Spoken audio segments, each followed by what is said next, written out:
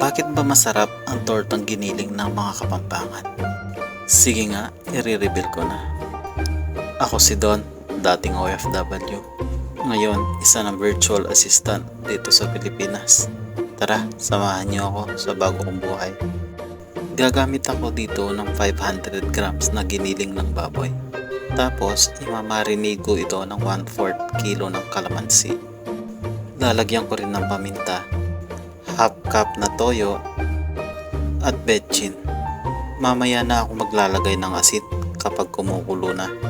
Pero kung sakto na yung alat, ay hindi na ako maglalagay. Itatabi ko muna ito sa ref at least 30 minutes. Kapag okay na, ay magigisa na ako ng bawang at sibuyas. Tsaka ako na ilalagay ang giniling. Lulutuin ko lang ito hanggang pumutla ang karne.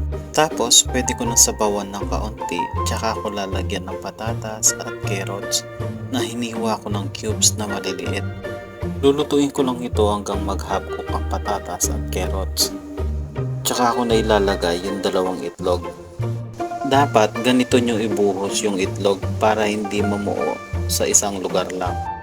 Huwag kalimutan na ihalo after 3 minutes na pagkakalagay ng itlog. Lulutuin ko na lang ito hanggang halos matuyo na yung sabaw at pwede na.